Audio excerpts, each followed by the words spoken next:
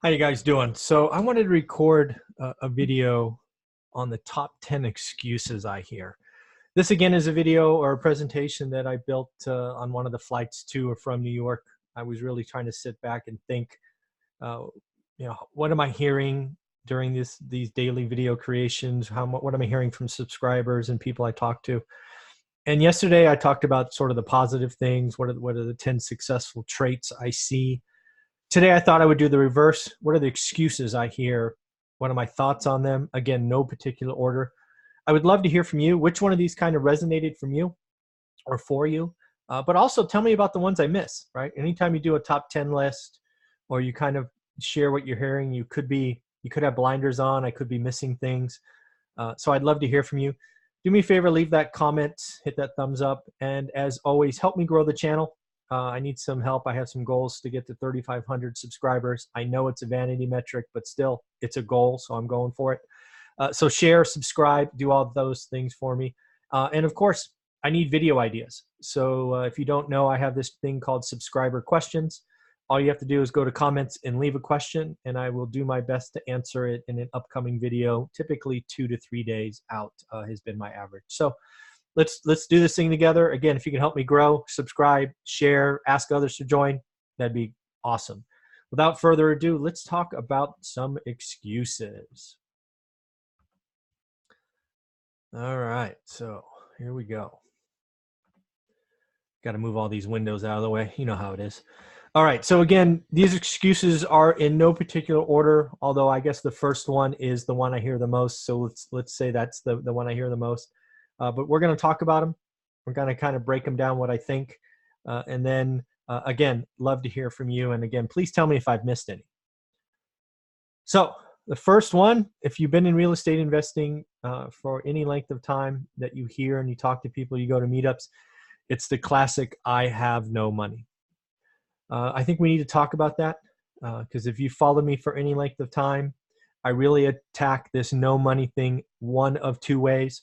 I believe most folks, and I include myself in this, if you've heard our story, we're living fancy, as Gary Vee likes to say. Another way to say it is you're living beyond your means. You don't know what wants and needs are or what's different. I share pretty openly that I spent my entire 20s working and spending every penny that came in. Literally, if I got a bonus check or a commission check or something, I would just raise my standard of living. And on my 30th birthday, realized I had nothing. So I had a spending problem.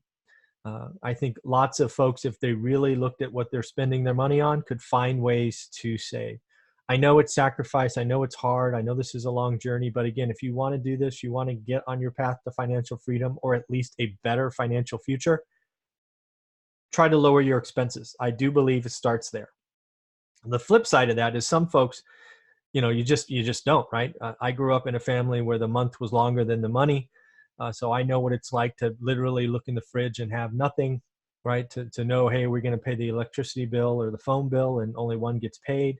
So I understand that those situations occur.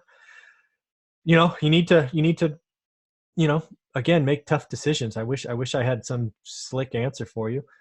Things that I've done in the past is I had 2 jobs at one time while going to school. So I've done that. I've sold things that I own to raise capital. You could go out and ask to work for free. If you're really, really excited about real estate investing, why don't you go work, a couple hours, 5 hours, 10 hours a week for somebody doing it so you can get your hands dirty, kick rocks, start to build your network. There's lots of things you can do. And most of the successful investors you've seen on this channel all started with little or no money, right? Some of them didn't have high school degrees. Some of them were ex-cons. I mean, you go back and watch some of the videos of interviews and realize that lots and lots of people started with no money. And if they can do it, you can. It really comes down to decisions in what you're willing to sacrifice, either in current wants versus needs, or what are you going to do with your extra time? I wish I had a slick answer, but it really choices that you can make. Another one kind of on that same line is I can't save anything. It's kind of earn, save, invest is a mindset that I follow. Again, track your spending. It's amazing what you can do if you just track your spending for a week or a month. For me, it's not necessarily money. I've been doing that for a while, but I mean, just to show you how all this is related, for me, it's food, right? My diet has gone to trash, and weight's ballooned 20 pounds or whatever it is. And I've got to track what I eat. For some of you, it's tracking what you spend, right? Really, really getting clear on want versus need and going back and really self-assessing, right? I just did this morning's video on the financial news, and how many of you are lining up to buy an iPhone and you already have an iPhone, right? I mean, that's just one example. So again, there's two ways to save. You can either lower expenses or raise income, right? Those are the two things you get to play with. And if you don't, lots of things you could do to save money, lowering expenses. Also, if that's just not an option, as I said in the first one, you can look for ways to increase income or sell things or do whatever that is. Here's a good one. My market is too expensive. Well, you know what? So's mine. I live in the Silicon Valley, where you probably haven't been able to buy a cash flow rental in 2 to 3 decades. So I feel you, right? Yes. Right? If you do your homework and you look in your market, it's 30 minutes from home is too expensive. Time to go elsewhere, time to drive farther. For us, that meant driving 2.5 hours away. I suspect within 2.5 hours of you, whether it's by car or by plane, there is a market that makes sense. And I like the 2.5 hour drive. It's not fun, right? It's 5 hour day before you do one thing, but at least I can go see them on a whim. Can't tell you how many times during the first 10 years we saw a property on realtor.com or some other place, and we said, you know what, time to get in the car. Let's go see it, right? Because again, it was a seller's market when we were doing these things, and it was pretty tough. So we did those, we sacrificed, we made it happen. So if your market's too expensive, what are you going to do? Sit down and do nothing? Find a market near you. I suggest not looking too far away in the beginning, because you want to get your hands dirty. Once you learn and you understand how to evaluate markets, then go wherever you want. As I teach in my course, I really do believe that buy and hold rental properties, being a good buy and hold landlord or investor, is a skill. And if you do the homework to learn your market, compare assets, you can take that skill and relearn a new market. I do not believe it is something you're born with. It is absolutely skill, and I teach it to students all the time. Here's one. I don't want to be a landlord. It's risky. My uncle's next door neighbor's dog walker had a bad experience or something. Frankly, anytime you're in a people business, bad stuff happens. Being a landlord is no exception. There's lots of ways that you can get hurt. But if you really want to control and create legacy wealth, you've got to own assets. And if you can own assets that other people pay for, that's like awesome, especially if assets are paid for and there's tax advantages, right? So again, you could look at the negative. Yes, being a landlord is risky. Nobody can tell you any different. But you can have insurance, you could have entities, you could have all of these things to layer in protection.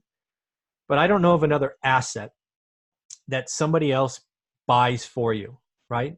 Either 50, 70, 80%. Your tenants are buying your asset. Think about that, right? So again, yes, being a landlord is risky. You can't get around it. There are ways you can protect it. But if you really want to create family wealth, legacy wealth, just a better future, wouldn't you like to own a few assets that others paid for? Kind of on the same lines, right? The whole T's, right? Tenants, toilets, termites, trouble. I mean, I think these are things that frustrated landlords talk about. It gets clickbaity and all of those things. And yes, all those things suck. All of those things are terrible. But that's kind of the cost of admission, right? You're owning houses and you're dealing with people. So stuff breaks. People flush stuff down the toilet. Kids flush action figures. And yes, we live in California, or at least I do, and termites are freaking everywhere. And yes, okay, great. Do your homework, right? As I talk about in the course, buy assets that make sense, that provide a good return. Be conservative. Don't over leverage. Right? This one rental at a time game that I did and documented in the book is, I don't want to say easy. It's simple, right? Just keep it in your narrow lane and go for it. It's not easy. I'm not going to say it's easy, right? Because it takes time and you've got to do it over and over, and it takes years to build and momentum. But these tenants, toilets, termites, trouble are just cost of admission and something you've just got to deal with. Here's a good one. I don't have any time. This is one I didn't really expect, but when you really think about what we did for 10 years, the first 10 years of our career, we didn't have any time either. I just made time. And let's be clear, one things that we did really well is we stayed as buy and hold investors because we didn't have time to learn flipping or wholesaling or notes or mobile homes or any of that stuff. We'd always lived in single family homes, so we bought single family homes. We didn't overcomplicate anything. But what we did every day for 10 years, as I talk about in the courses, we looked at real estate. We started to understand what the market average is. And when the market average came back at example 5%, we tried to find deals that would produce 6 or 7%, whether that was creating another bedroom or whatever that happened to be. But the ability to understand your market and see again, we bought out of the multiple listing service. If you haven't read our book, you really should, because again, we didn't have a network. We didn't do cold calling. We didn't do these flyers that we get all the time now. We just bought out of the MLS and we looked every day. Read the book, read the story. And if you want to do the same thing, all right, we spent 15 or 20 minutes a day for 10 years looking. I give you everything we did in this course. And if you want a special gift, use coupon code BOOK20. Get the course for $20 less and get an autographed copy of our book. Here's one that I'm starting to hear more and more is my significant other is not on board, right? I get this a lot at meetups or talks when I so-and-so is on board, so-and-so is not. You really got to have a talk. As I document in the story or in our book, our first purchase on Norris Drive was horrible. We did everything right too. It wasn't like we missed something because we were new investors. We bought a house, it appraised, we put 20% down. We got what we expected for lease. We did all the credit checks, criminal reference, all that stuff. We did everything right, and it still blew up, right? We only got first month's rent and deposit before the family unit broke up, and it got worse from there. I can tell you what, if my significant other wasn't on board with me, 100%, that could have been our last investment. Because think about it, right? You take, I don't know, $20,000, you put it as a down payment, you're in a market 2.5 hours away, it doesn't go well. Can you already hear the chatter? I told you it was risky, I told you so, you don't know what you're doing, blah. I mean, you could hear it, right? So before you do that, because as one other point earlier said, bad stuff happens, you've got to get on the same page and listen, ask questions. Something that I've heard a lot of is, by taking my course, you can actually start to learn what a good or great deal is. But more importantly is you can start to have conversations with your significant other and say, hey, look, I've spent 30 days looking. Here are all the average deals, but I found this one exception. This one is better than all the rest because, and tell them the story. I have seen those conversations turn extremely positive.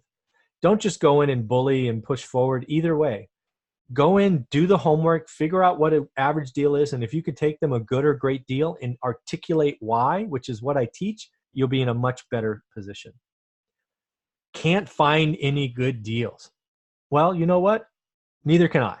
It takes hard work, not hard work, disciplined work, focus, time after time, right? I still today go through weeks and sometimes a month before I find another deal. That's because 98% of the things on the multiple listing service are average or bad deals, right? We are looking for buy and hold, good and great. That's all I want to offer on. And sometimes it takes a while to find them. They're there. They just don't scream, hey, I'm a good deal. You've got to go find them or create them or find a reason why it's the seller's got to sell and offer less than asking price. I'm sorry. This is what you get paid for as a buy and hold landlord, in my opinion. If you want to get good at this and you want to do one rental at a time like we did, this is what you have to get good at. I teach you how to do it, but it takes work and discipline and constant execution and learning. And today, after now 17 years or whatever it's been, I still go weeks and weeks before I find a good or great deal. I'm sorry, it just takes discipline. Here's one that really kind of annoys me. I will wait until the crash. So basically, you're telling me you're going to time the market. And I'm not a huge market timer. As we talk about in the book, we bought all the way up. We did have a slight pause, which is about 6 months as it rolled over because we just never saw anything after, I forget what it was. Bear Stearns collapsed. And then at the bottom, we paused a little bit when all of a sudden the hedge funds bought everything out of everything that was an REO. Other than that, we bought up and we bought down. You just can't time the market. You don't know what's going on.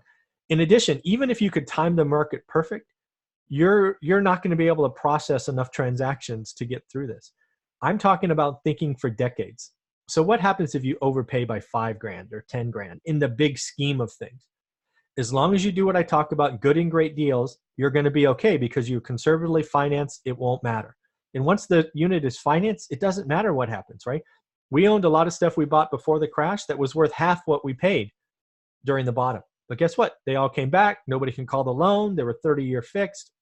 We were good, right? You just have to hold through this. So the other thing that I saw about the crash, and I'll admit to buying a lot of stuff during the crash, is most buyers disappeared. That's why we could buy everything. It's because everybody got scared. And when market crashes happen, it is scary. And instead of being active and buying, you're going to sit on your cash and look for interest in a bank account and not buy. And I say that hoping that's not true, but I saw it last time. That's the only reasons they were literally big diamonds sitting on the ground screaming in the multiple listing service for us to buy, is because all the buyers disappeared.